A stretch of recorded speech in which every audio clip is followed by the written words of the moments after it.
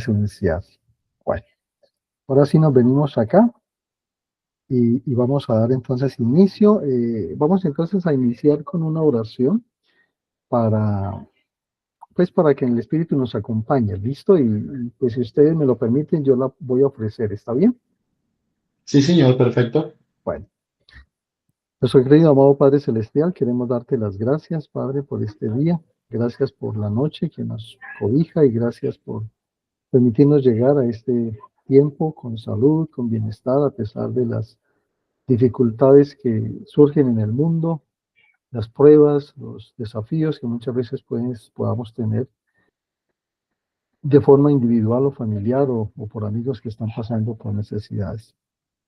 Rogamos, Padre, que nos acompañes con tu Espíritu en esta noche para que podamos seguir aprendiendo estos preceptos que son necesarios entenderlos en la preparación de los hermanos para recibir el santo sacerdocio. Que nos acompañes con una porción de tu Espíritu y podamos salir edificados en esta noche. En el nombre de Jesucristo. Amén. Amén. Bueno, Amén. listo. Hermano Iván, muy buenas noches. ¿Ahí nos está Buenas noches. escuchando? Sí, perfecto.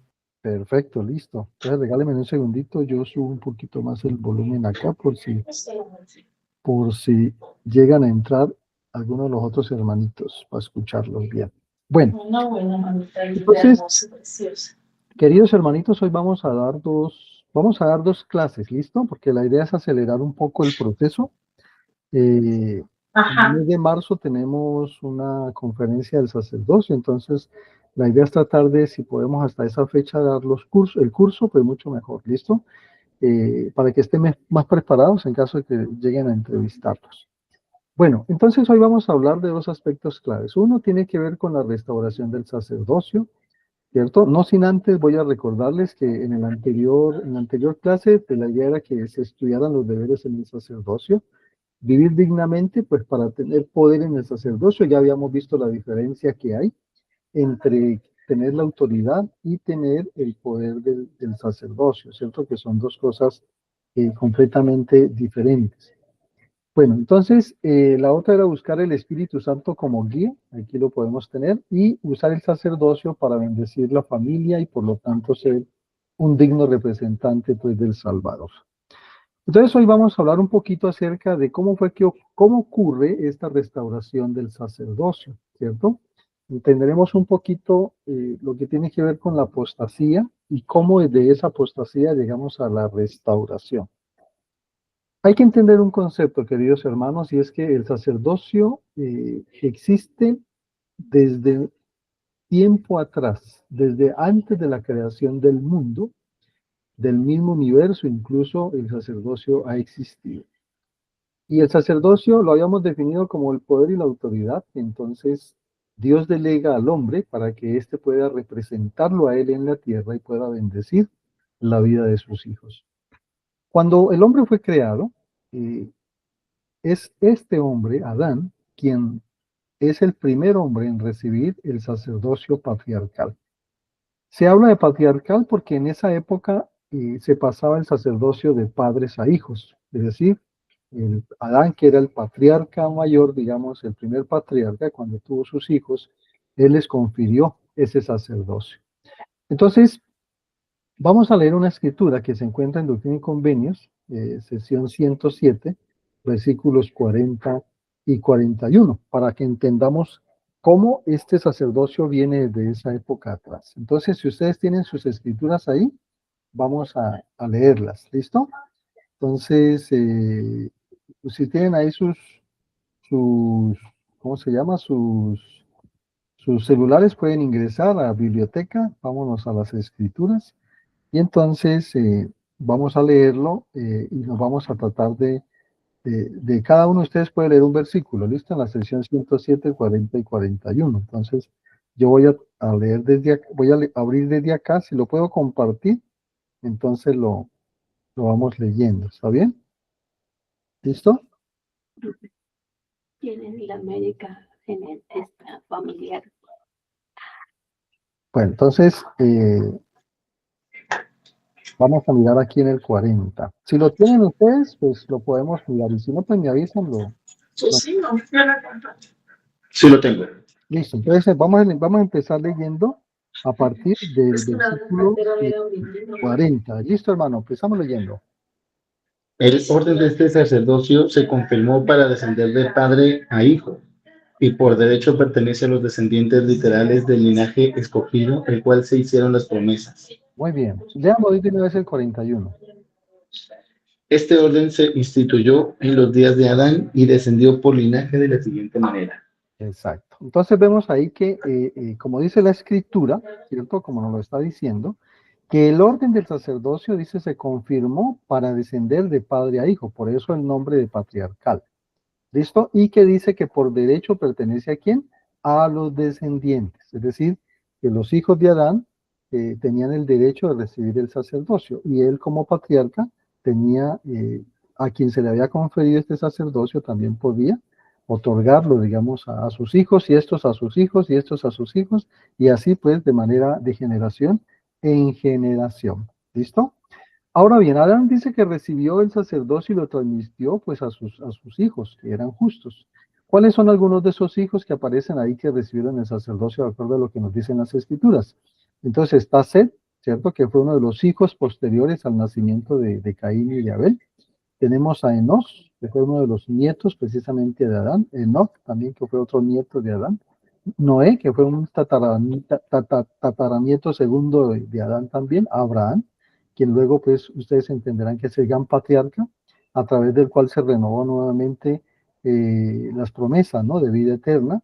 Está Moisés. Y entonces así, cuando ustedes leen esa sección 107, va diciendo cuáles fueron las personas que recibieron este sacerdocio.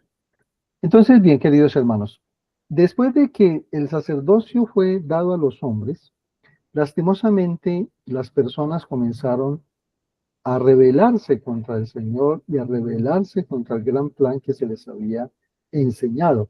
Acuérdense ustedes que el Evangelio fue predicado a Adán. Y Adán, junto con su esposa Eva y sus hijos, tenían, digamos, la responsabilidad de conocer ese evangelio, de darlo a conocer a sus hijos, obviamente, pues Adán y Eva, y estos hijos a los hijos de ellos, ¿cierto? Pero muchos de ellos, acuérdense ustedes que cuando se nos enseña en el Génesis que el mundo fue creado, Lucifer fue arrojado de la presencia de Dios y llegó a convertirse en Satanás. Y entonces él comenzó a desviar a los hijos de Adán, a que no creyeran en el plan de salvación, a que no creyeran en el Salvador. Y él los comenzó a alejarse. Dice las escrituras incluso que muchos de los hijos de Adán prefirieron a Satanás más que a Dios, ¿correcto? Y entonces se fueron alejando. Digamos que esa pérdida del rechazo de las enseñanzas desde la época de Adán hasta la época de Cristo, prácticamente podemos decir que hubieron periodos de esos momentos en los cuales se pierde esa verdad, se pierde esa autoridad, se pierde ese poder, porque los hombres rechazan las enseñanzas. Cuando miramos un poco más la época de Noé, ustedes recordarán por qué fue que llegó el diluvio, ¿no? El diluvio precisamente llegó porque esta gente estaba completamente alejada de Dios y Noé tuvo que predicarles para poder que se arrepintieran. Y al final no se arrepintieron y por eso fue que el diluvio llegó y los barrió de sobre la faz de la tierra. Entonces los hombres rechazaron esas verdades, ¿cierto? Si nos vamos a la época de Jesucristo, pasó lo mismo. Ustedes recordarán que los apóstoles, a ellos se les otorgó este poder y se les otorgó esta autoridad, pero lastimosamente fueron perseguidos y muchos de ellos, como aparece aquí en esta figura, terminaron muertos. El único que entendemos quedó vivo de todos los apóstoles fue Juan, porque él estaba preso en la isla de Patmos, ¿sí? De resto, los demás fueron muertos. Aquí esta es una representación de una obra de arte donde se presenta a Pedro siendo crucificado, ¿no? Y cuando Pedro dijo que no lo crucificaran como el Salvador, sino que lo crucificaran con la cabeza hacia abajo.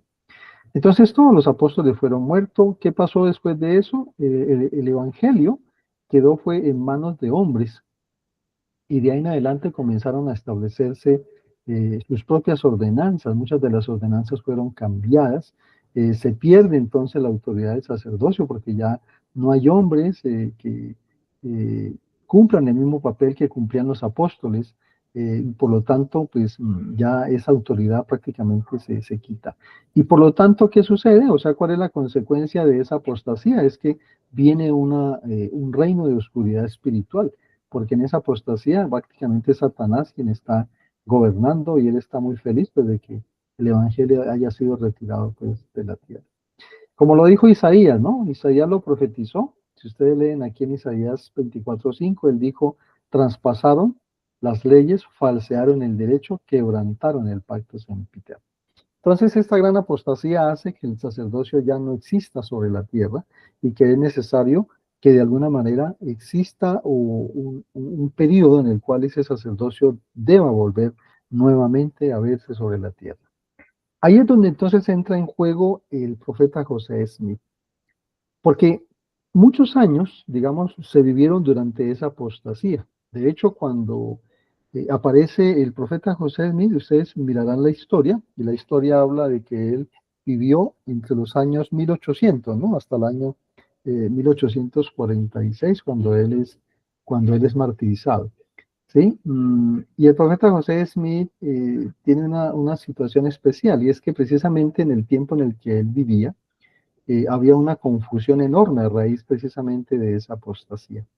Sin embargo, nos enseñan las escrituras, el libro Mormón especialmente, nos dice que a pesar de que el Señor sabía que esa apostasía iba a llegar, había una promesa que nos aparece en 2 de Nefi, capítulo 3, versículo 15. Y esa promesa lo que dice es que el Señor levantaría de la descendencia de José un vidente, y ese vidente se llamaría José. Pues el libro Mormón enseña que ese descendiente precisamente tenía la responsabilidad de sacar a luz el libro de Mormón y tendría la responsabilidad de nuevamente ser el conducto a través del cual el evangelio iba a llegar otra vez a los hijos de los hombres.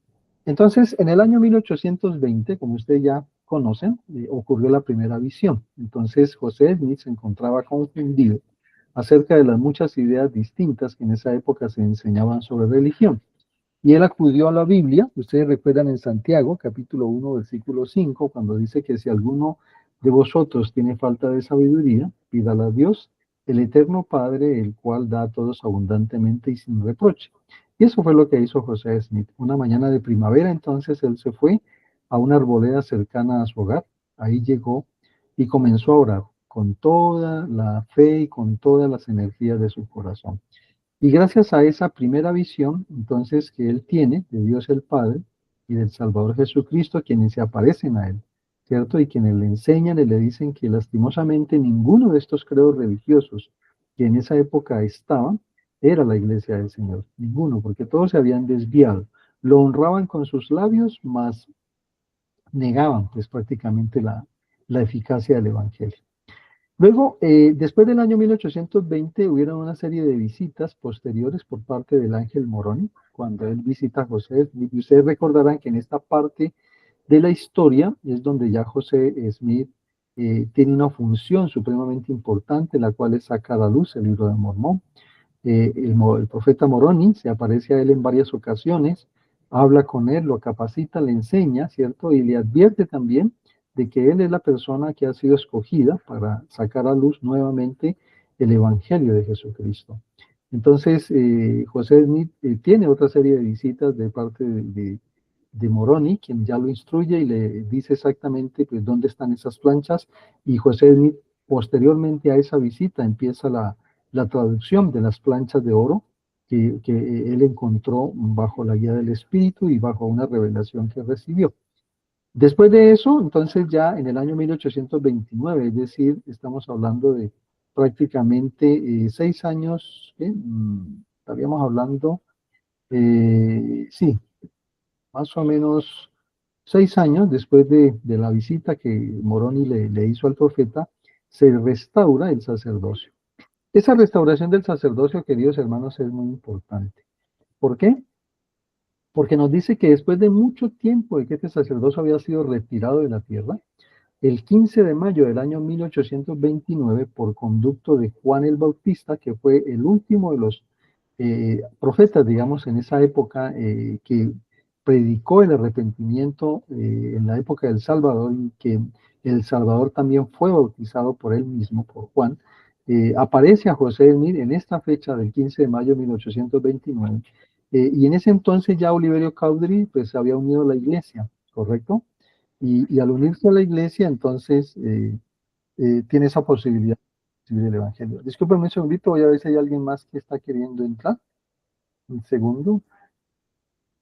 Eh, Parece que no. No, está bien. Vamos a seguir. Dame un segundito, por favor, que es que... Listo, vamos a seguir. Entonces, decíamos que Oliver Cowdery se había unido a la iglesia y entonces Juan el Bautista aparece y como está registrado en la sección 13 de Doctrina y Convenios, dice lo siguiente. Entonces, voy a leerlo textualmente. Cuando Juan el Bautista habla, ¿no?, de la importancia de ese sacerdocio que él poseía, que era el sacerdocio que le permitió bautizar, digamos, al mismo Salvador. Dice, sobre vosotros mis consiervos, en el nombre del Mesías, confiero el sacerdocio de Aarón, el cual tiene las llaves de la ministración de ángeles, las llaves del evangelio de arrepentimiento, las llaves del bautismo, ¿cierto? Por inmersión para la remisión de pecados. Entonces, digamos que aquí está el hecho de que ya el profeta José Smith y Oliverio Cowdery reciban el primer sacerdocio, que se llama el sacerdocio arónico, les da a ellos la facultad para de ahí en adelante poder oficiar en este sacerdocio arónico. También esto se le conoce como el sacerdocio menor, ¿cierto? Y ese sacerdocio menor era clave, importantísimo desde la época de Adán. Recuerden que después de que Moisés sacó al pueblo de Israel de Egipto, el Señor le mandó que tenía que construir un tabernáculo, ¿sí?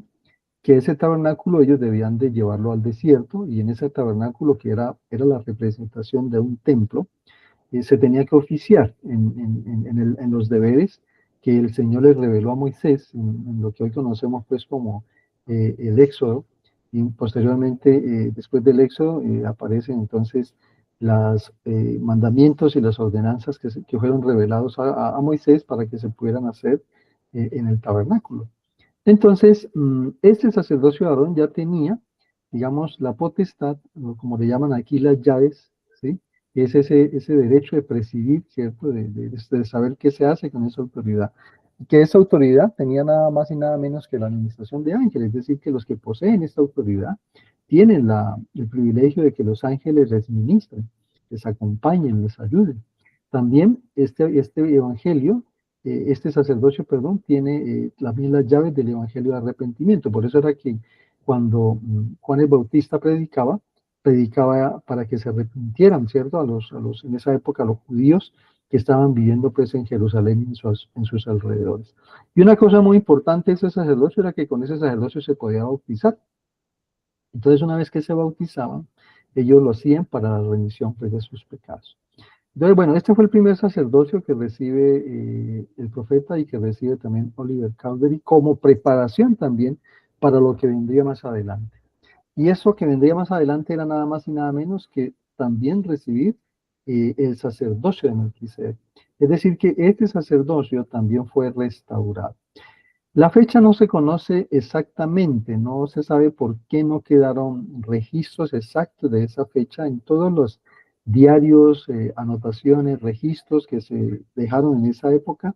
No hay una fecha exacta, ¿no? Como la fecha que hay el 15 de mayo de 1829, que es la fecha en que se restaura el sacerdocio arónico. Acá lo que se cree que muy seguramente después de mayo, entre mayo y junio, ¿sí? Algunos incluso hablan de septiembre, por eso es que no hay una fecha exacta. eh, Aparecieron Pedro, Santiago y Juan y confirieron sobre la cabeza de José Smith y sobre la cabeza de Oliverio Cowdery el sacerdocio de Melquisedec, que era el sacerdocio que ellos poseían, ¿cierto? Cada uno de ellos poseían, y el cual el Salvador les había conferido.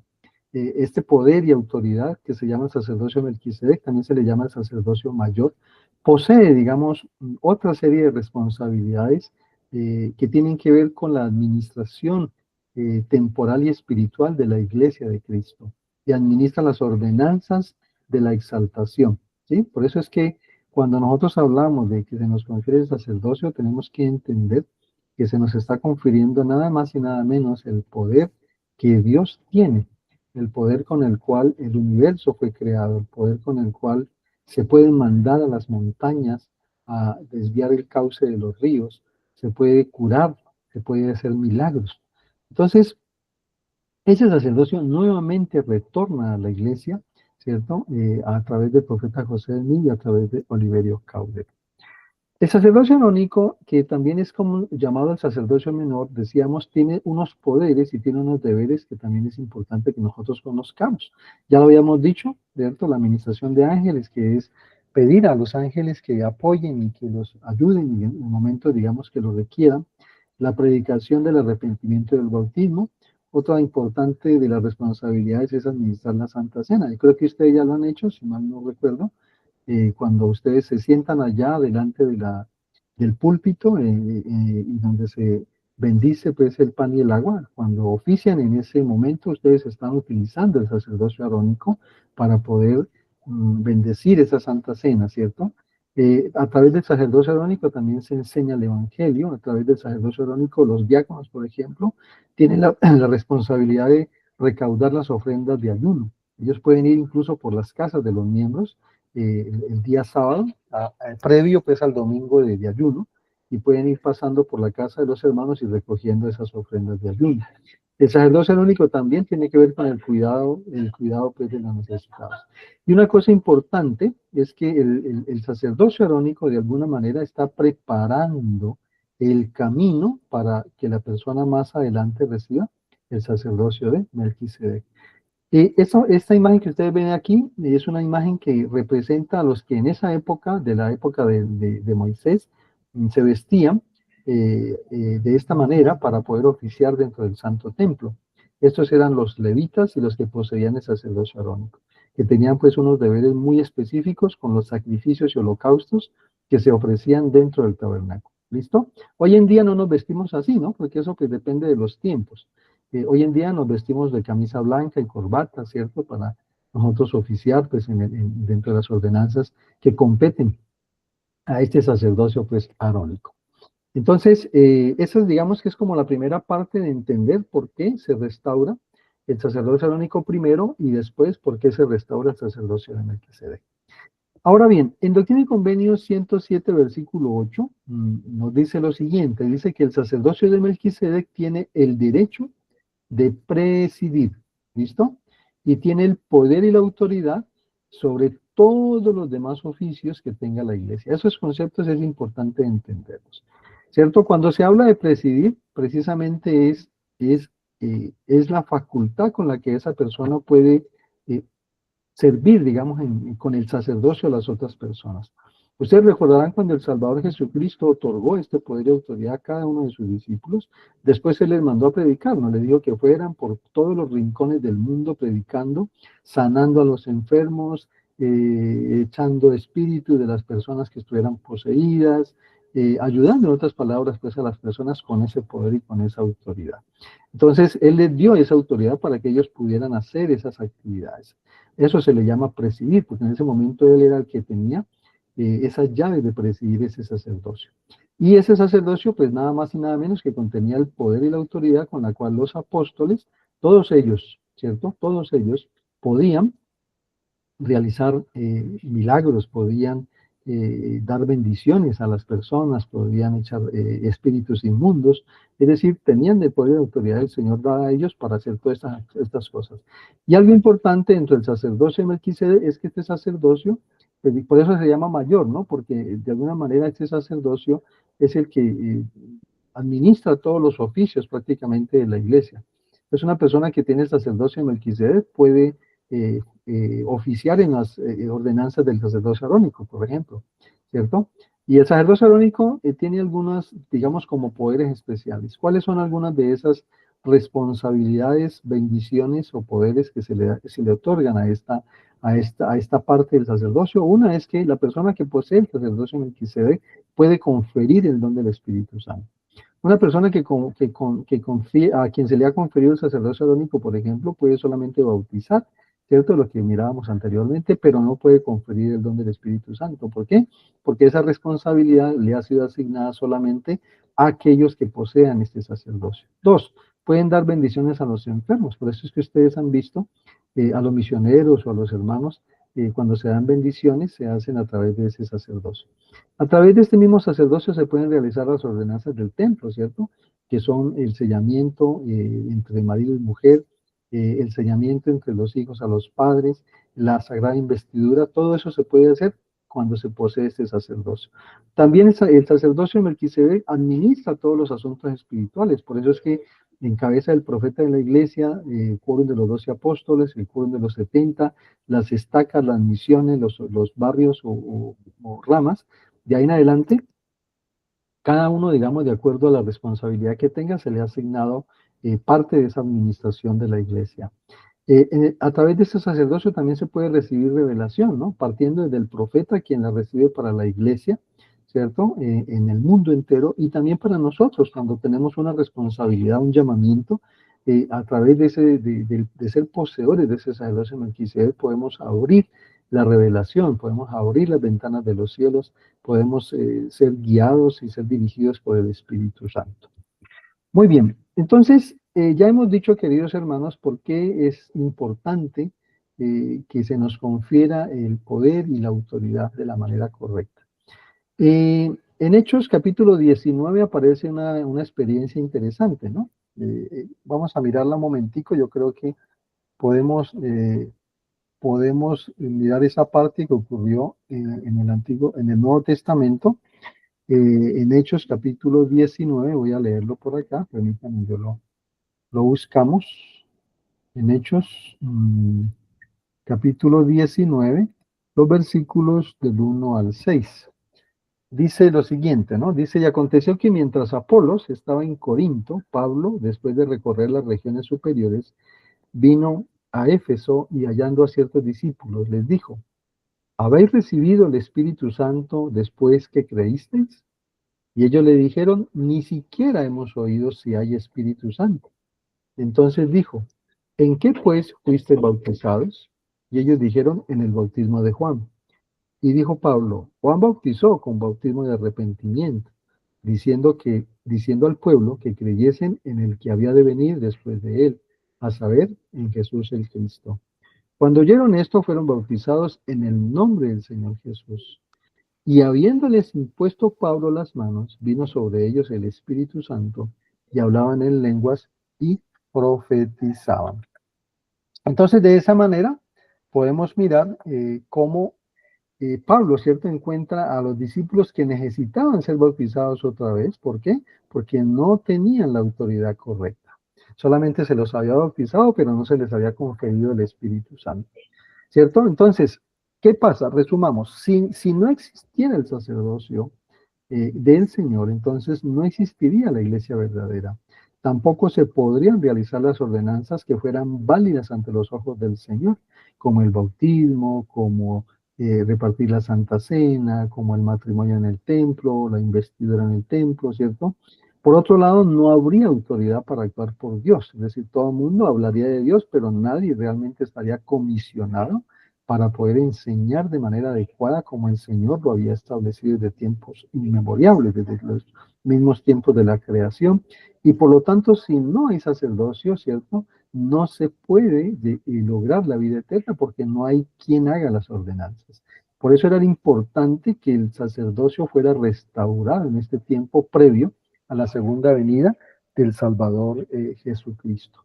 El sacerdocio es clave, digamos, en lo que de aquí en adelante viene para recibir al Salvador y se establezca el milenio en el cual Él vendrá como Rey de Reyes, como Señor de Señores, y reinará personalmente y escogerá a sus líderes, ¿cierto?, para que le ayuden a administrar este reino cuando Él venga y lo establezca. Y eso se debe gracias a ese poder y esa autoridad que es el sacerdocio. Ahora bien, hay unas promesas que se tienen que dar, ¿cierto? Y que el Señor mismo, digamos, dio, lo tiene en Convenios 86:10. Dice, por tanto el sacerdocio permanecerá contigo, porque sus límites fueron fijados desde antes de la fundación del mundo.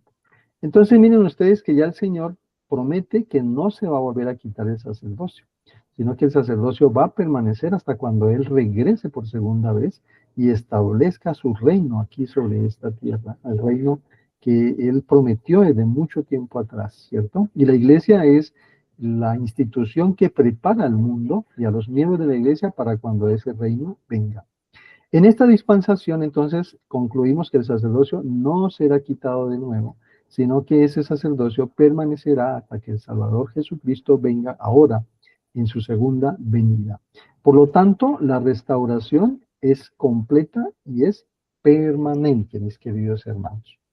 Entonces, hasta aquí hemos hablado de la restauración del sacerdocio y por qué era importante, empezando desde la restauración del sacerdocio arónico con los deberes y responsabilidades que tenía ese sacerdocio. Y hemos hablado de la restauración del sacerdocio de Melquisedec a través de Pedro, Santiago y Juan, que fueron conferidos al profeta José Smith de Oliverio Cowdery, y por qué ese sacerdocio es tan importante hoy en día, y cuáles son como las responsabilidades que tenemos, y qué pasaría si no existiera ese sacerdocio. Y por último hemos dicho entonces que el sacerdocio, una vez restaurado en esta última dispensación, nunca más será quitado de la tierra, sino que permanecerá hasta que venga el Salvador Jesucristo. ¿Hasta aquí tienen alguna pregunta, queridos hermanos, de esa parte? Yo no, hermano. Listo, hermano Anderson. Hermano Iván. Perfecto, doctor, Listo. está muy bien. Continuamos entonces. Ahorita vamos a ver algo que también es una parte importante dentro del sacerdocio, que es el juramento y el convenio. ¿Listo? Que es algo que es también importante entender. Hermano Iván, podamos leer ahí lo que dice Doctrina y Convenios 8440. Es tan amable. Dice, todos los que reciben el sacerdocio reciben este juramento y convenio de mi Padre, que él no puede quebrantar y tampoco puede ser traspasado. Muy bien. Entonces, vamos a entender esta escritura. Entonces, a todas las personas, todos los que llegan a recibir o a quien se le confiere este sacerdocio, están recibiendo ¿qué? Un juramento y están recibiendo un convenio. Convenio. Dos cositas importantes ahí. ¿De quién? De nuestro Padre Celestial. Y algo importante que está diciendo la Escritura es que el Padre no puede quebrantar y ni tampoco puede ser traspasado ese juramento y ese convenio. Entonces, preguntémonos, ¿qué es un juramento? Es un juramento, se define como una afirmación, como su nombre lo dice, jurada, de ser verdadero y fiel a las promesas, ¿correcto?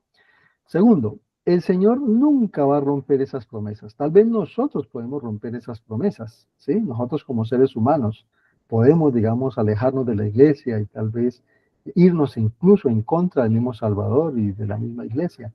Pero el Salvador y el Padre Celestial nunca van a romper las promesas que ellos nos hacen cuando nos confieren ese poder y esa autoridad. Y por otro lado, Dios garantiza esas bendiciones con un juramento que Él hace. ¿Listo?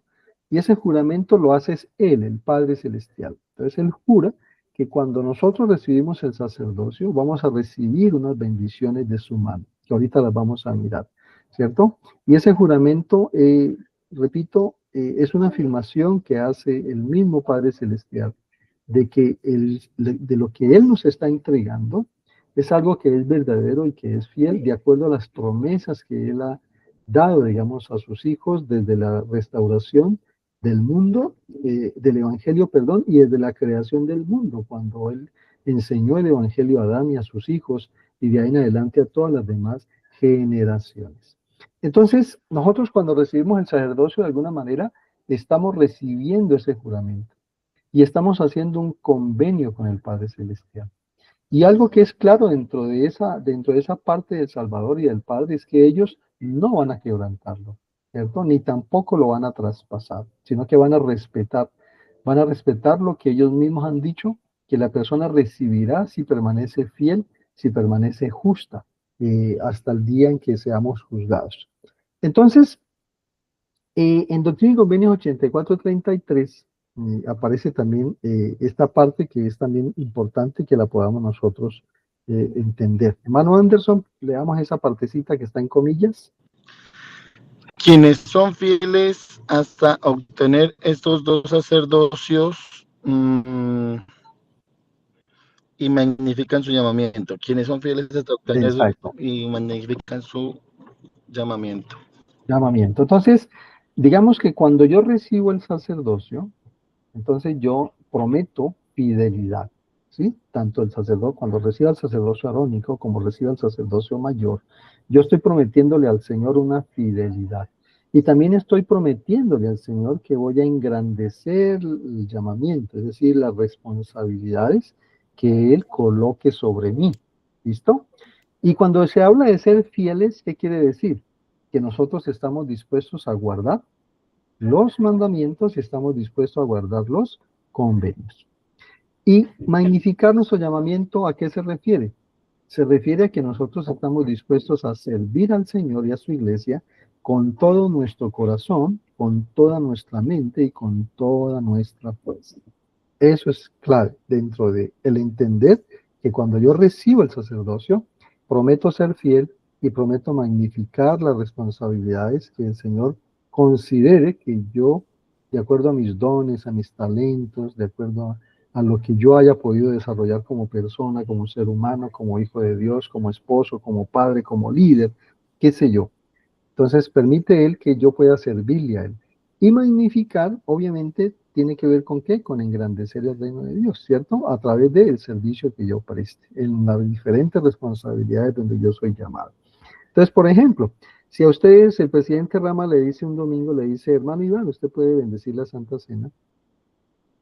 Y entonces el hermano Iván, ya poseyendo el sacerdocio arónico, ese es uno de sus deberes, ¿cierto? Entonces el hermano Iván va y se sienta ahí y pues bendice la Santa Cena. Entonces, él ahí que está demostrando que se esfuerza por ser fiel, se esfuerza, digamos, por oficiar en ese sacerdocio que tiene, es decir, está sirviendo en ese momento a la iglesia, a la comunidad, a la rama, cuando bendice la Santa Cena.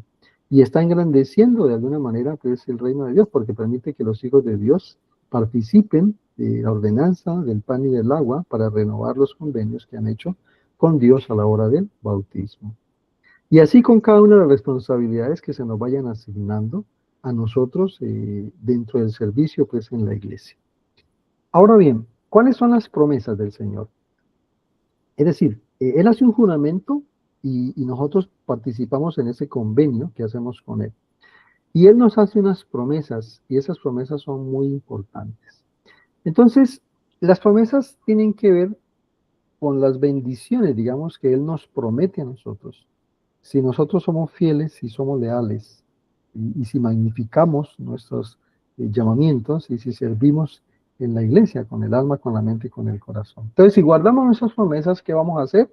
Vamos a ser santificados por el Espíritu. ¿Qué quiere decir eso? Que el Espíritu Santo, ¿cierto?, será nuestro compañero constante. Que nosotros en nuestra vida seremos fortalecidos incluso en el cuerpo y en el espíritu.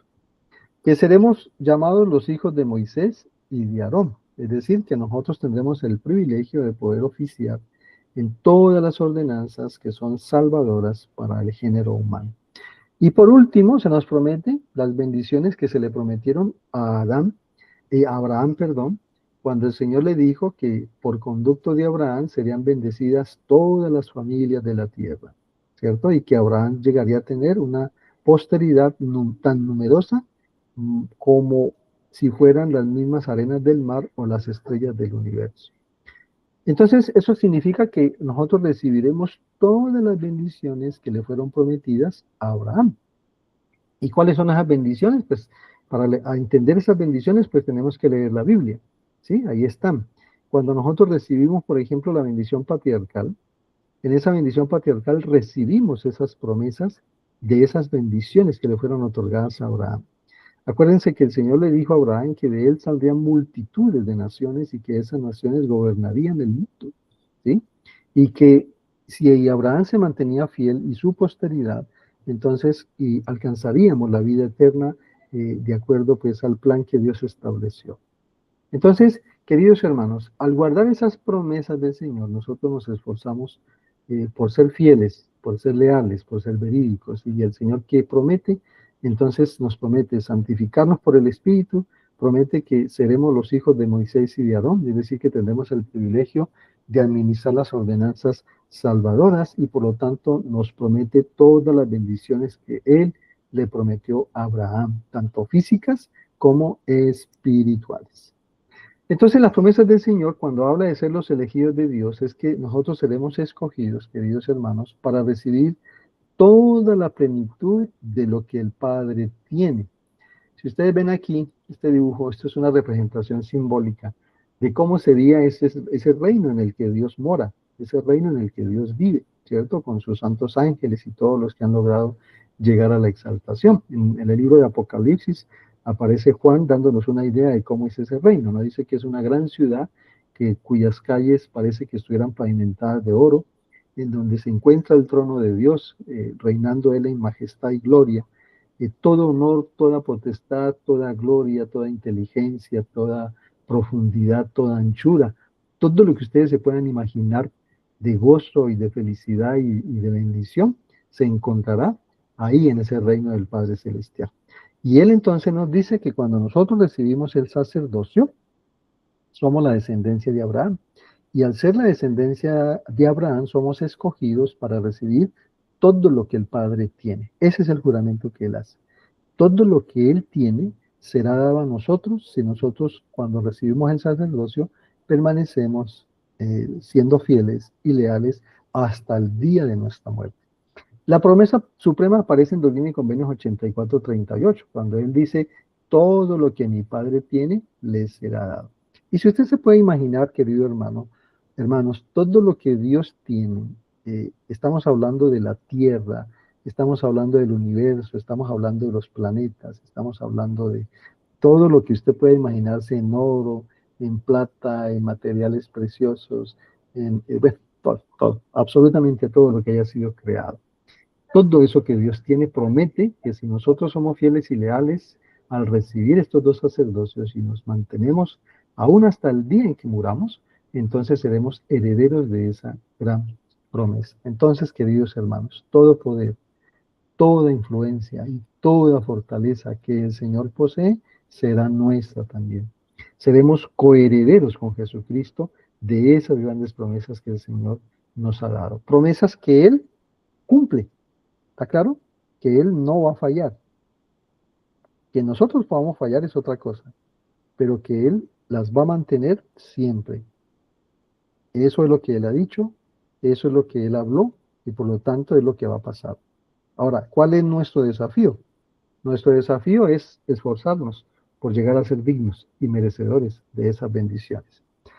Ahora bien, cuando hablamos de magnificar el llamamiento, ¿sí? Como enseñó un profeta de la iglesia, el presidente Spencer Kimball, él dijo lo siguiente. Entonces él dijo que magnificar el llamamiento tiene que ver con estudiar, es decir, aprender nuestros deberes. Eso es lo primero que tenemos que hacer. Es decir, yo como profesor del sacerdocio arónico, ¿qué es lo que tengo que hacer? ¿Cierto? En ese sacerdocio. Y cuando se me confiere el sacerdocio de Melquisedec, entonces es lo mismo. ¿Qué es lo que yo tengo que hacer como poseedor del sacerdocio mayor una vez que se me confiera? Entonces yo debo esforzarme por estudiar y por aprender esos deberes. 2, yo tengo que esforzarme por buscar la guía divina, es decir, por buscar la orientación, la guía del Espíritu Santo para saber entonces qué debo hacer en esas responsabilidades en las que Dios me llame a servir, ¿cierto? Para servir a sus hijos. Tercero, se espera que yo actúe con diligencia. ¿Eso qué quiere decir? Que en las responsabilidades que se me dan a mí como poseedor del sacerdocio, yo tengo que esforzarme por servir y hacer las cosas de la mejor manera posible. Y este último punto es clave, es decir, que nosotros prometemos que recibiendo el sacerdocio de Melquisedec vamos a amar a nuestros semejantes y por lo tanto vamos a servir como Cristo mismo lo haría. Y como dijo el presidente Kimball, ese sacerdocio no es un juego, es prácticamente lo más importante del mundo. Por eso es que cuando yo entiendo que recibir el sacerdocio en Melquisedec es una cosa sagrada, es una responsabilidad que yo asumo como hombre, como hijo de Dios, prácticamente yo lo que estoy asumiendo es ese poder y esa autoridad que Dios tiene para poder bendecir la vida de sus hijos. Entonces, cuando yo tengo claro eso en mi cabeza, pues no queda más sino dar agradecimiento a Dios, porque Él me promete darme todo lo que Él tiene, todo lo que Él posee, a cambio de que yo sea fiel, a cambio de que yo sea verídico, a cambio de que yo cumpla, guarde los mandamientos, a cambio de que yo me esfuerce por magnificar los llamamientos que reciba, las responsabilidades que a mí se me brinden como poseedor del sacerdocio. ¿Listo, hermanos? Y nuestro compromiso entonces, para tener en cuenta esto, decir cómo el sacerdocio va a bendecir mi vida y cómo bendiciendo mi vida yo puedo bendecir la vida de otras personas. Entonces lo primero es entender cuál es mi convenio personal con el Señor y con el Padre Celestial. Lo primero entonces es que yo magnificaré mi llamamiento en el sacerdocio. Un llamamiento puede ser cualquier responsabilidad que a mí se me brinde. Voy a ponerles un ejemplo. Yo en este caso soy miembro de la iglesia y hago parte de un quórum que se llama el Consejo de Élderes del Distrito. Digamos que ese es mi llamamiento, ser parte de ese consejo que ayuda, digamos, a administrar la iglesia a nivel de la ciudad de Popayán. Entonces yo tengo unas responsabilidades que me han asignado muy puntuales, ¿cierto? Voy a compartirles, por ejemplo, dos de esas responsabilidades. Una es que yo ayudo a los jóvenes que están saliendo a la misión o que van a salir a la misión. Entonces, estoy ahí para ayudarles y apoyarles en todo lo que ellos necesiten ser guiados y orientados para llegar a ser misioneros regulares de la iglesia. Esa es una responsabilidad que yo me esfuerzo por cumplir y trato de magnificar en mi responsabilidad como poseedor del sacerdocio. Otra responsabilidad que tengo es que yo capacito, por ejemplo, a los líderes de obra misional y a todos los líderes de obra misional de las 5 unidades de Popayán, y estoy ayudándoles a que ellos entiendan cuál es su papel como líder de la obra misional. ¿Cuál es ese papel tan importante de esa misión que tiene la iglesia de invitar a todos a recibir el Evangelio de Cristo?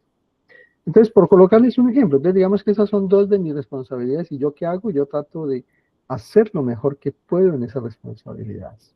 Cumplo, me esfuerzo por cumplir, ¿cierto? Por hacer lo que sé que tengo que hacer para que esos jovencitos y los líderes de la misional puedan entender cuál es su papel, cuáles son sus deberes, cuáles son sus responsabilidades y cómo pueden con eso ayudar al establecimiento de la iglesia. Entonces, no se olviden, magnificar el llamamiento en el sacerdocio. 2, guardar fielmente los mandamientos. Ese es uno de mis compromisos, porque acuérdense que lo que veíamos adelante, que cuando el Señor confiere estos dos, este poder y autoridad, sea el sacerdocio arónico o sea el sacerdocio Melquisedec, nosotros prometemos ser fieles y leales y por lo tanto prometemos guardar los mandamientos del Señor. Y guardar los mandamientos implica eso, simplemente que lo que yo sé que tengo que hacer, debo hacerlo y debo esforzarme por hacerlo, así algunas veces me cueste. Y los mandamientos que ustedes ya conocen, la ley de Moisés, los mandamientos que ya conocen con lo que les han enseñado pues los misioneros. Otro convenio que yo hago con el Señor es de servirle a Él con todo el corazón. Ustedes recordarán que el Señor dice en una escritura que aparece en el Nuevo Testamento, cuando las personas se esfuerzan por servirle a Él, dice al final, ¿no? Cuando ya el mundo pase a ser juzgado y ya nosotros también vayamos a ser juzgados, Él nos va a decir, bien buen siervo y fiel, sobre poco has sido fiel, sobre mucho te pondré, entra en el gozo de tu Señor. Y eso es lo que uno esperaría que Él le dijera a uno, después de que uno ha hecho todo su máximo esfuerzo, que uno ha hecho todo lo necesario, uno ha hecho todo lo que esté al alcance de uno para tratar de servir al Señor con toda el alma, con toda la mente y con todo el corazón. Y por lo tanto, tenemos también una responsabilidad, y esa responsabilidad, ¿cuál es? Es buscar las bendiciones que se nos han prometido. ¿Listo? Y el Señor cumplirá todas sus promesas siempre y cuando nosotros cumplamos las nuestras. Es decir, que el Señor no nos va a dar gratis. El Señor nos exige. El Señor exige en nosotros compromiso. Exige en nosotros responsabilidad. Entonces, queridos hermanos, ya finalizando, hemos hablado de la restauración del sacerdocio arónico y el sacerdocio Melquisedec. Hemos hablado del juramento y convenio.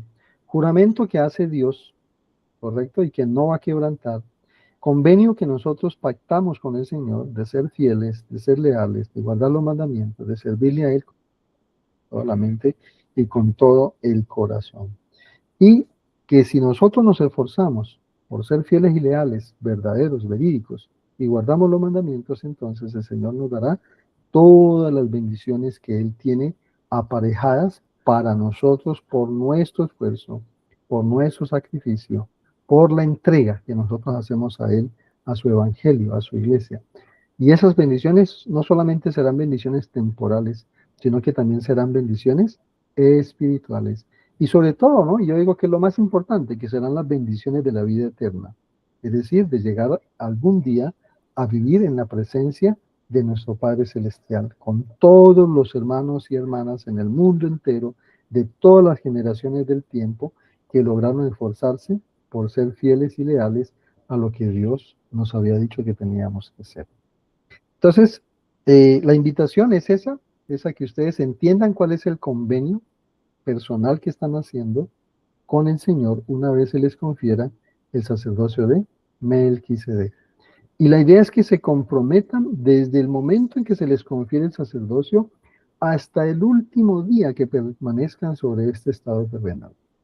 ¿Listo? Que puedan ustedes, cuando sean entrevistados por Dios el Padre y su Hijo Jesucristo, en ese sagrado juicio final que va a haber, ustedes puedan decir que se esforzaron por magnificar el llamamiento, que se esforzaron por guardar los mandamientos, que se esforzaron por servir a Dios con todo su corazón y que se esforzaron por buscar esas bendiciones prometidas. ¿Por qué? Porque ustedes tienen derecho a esas bendiciones. Ustedes ya se bautizaron, ya recibieron el sacerdocio arónico, ahora van a recibir el sacerdocio de Melquisedec, luego podrán ir al Santo Templo y recibir otras bendiciones más, recibir otras ordenanzas más que son necesarias y que se hacen solo en ese lugar sagrado llamado templo. ¿Listo? Y si usted tiene su esposa, entonces esa esposa también, si sigue al Señor igual que ustedes, pues se casarán en un santo templo y recibirán todas las promesas dadas a Abraham. ¿Listo? Todo lo que tenga que ver con heredar los mundos, heredar la vida eterna, heredar todo lo que Dios tiene. Entonces, queridos hermanos, esa es, digamos, esa es la invitación que quiero hacerles en esta noche, de esforzarse ustedes por seguir aprendiendo, de esforzarse por que su vida esté en orden, ¿cierto? Estén guardando los mandamientos, todos los mandamientos que son necesarios. De esa manera, ustedes van a recibir las bendiciones del Señor, las promesas del Señor, no solamente en esta vida, ¿sí? Sino más allá de este físico, de este estado terrenal. Testifico, mis queridos hermanos, de que yo sé que estas cosas son ciertas. Yo sé que el Señor quiere darnos lo mejor a nosotros y que cuando Él nos permite ser dignos de recibir el santo sacerdocio, nosotros comprometidos con Él, porque somos sus representantes. Yo testifico de que estas cosas son ciertas, queridos hermanos, y los comparto en nombre de Jesucristo. Amén. Amén. Muy bien, no sé si tengan alguna pregunta adicional, algo que quieran compartir, y si no, entonces pues damos por finalizada la clase y vamos a finalizar con una última oración. Entonces, está bien, hermano Iván, si usted nos la puede ofrecer. Amén, hermano. Bueno, muchas gracias. Este no es el nuevo sistema de frijoles. Te reto a Amado 30 Padre días Celestial, comidos en arroz, pastas y harinas para bajar te 10 podemos kilos. humildemente que Desde nos que des encontré este discernimiento sobre maravilloso tu grupo de palabra. WhatsApp donde envían un PDF cada semana con desayuno, almuerzo y cena. Recetas fáciles,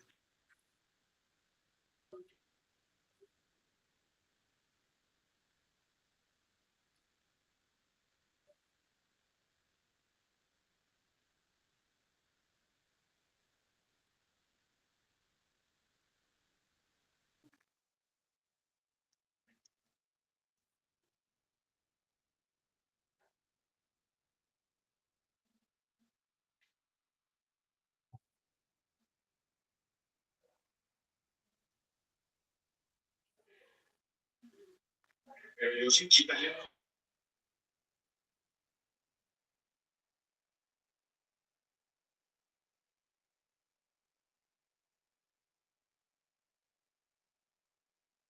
Amén.